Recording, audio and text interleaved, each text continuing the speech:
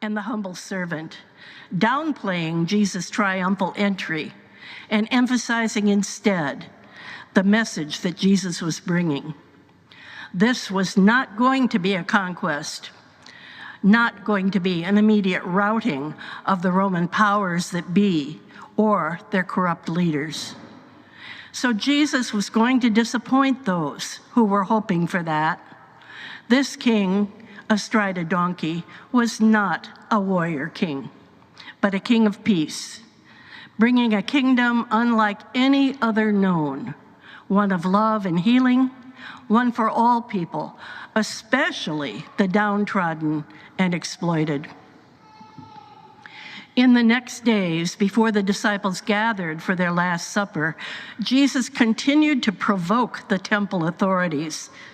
He overturned the tables in the courtyard, driving away the money changers, and then conducted a marathon of preaching and teaching in the temple, teaching his radical parables, subversive parables, like the one of the widow's mite, and pointed stories directed toward those who questioned him.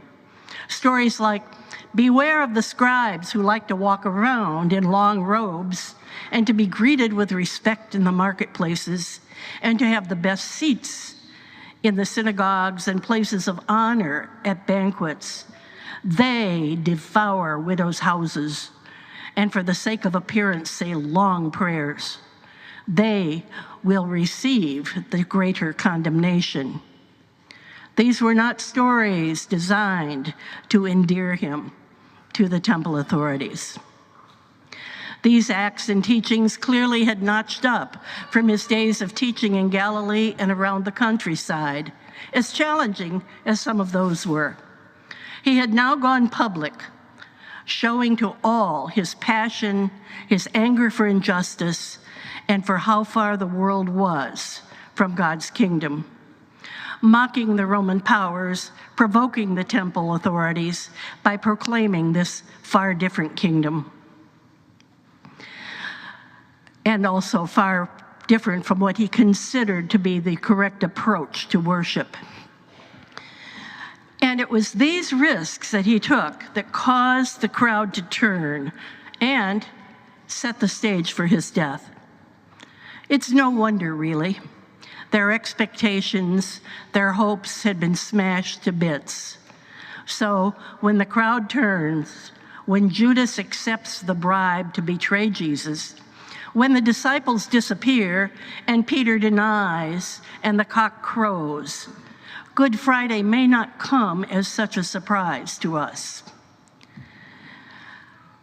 If a picture of Jesus' entrance were to be painted or photographed, what would it look like? Certainly not like Alexander the Great or Pontius Pilate with all the military power and splendor. Certainly not like a political parade with a candidate waving, smiling, and glad handing the onlookers. No, I see a strong, silent, but vulnerable man holding fast to his purpose. Unsmiling, maybe, looking straight ahead, knowing what he will do in the days ahead, knowing what is likely to be done to him.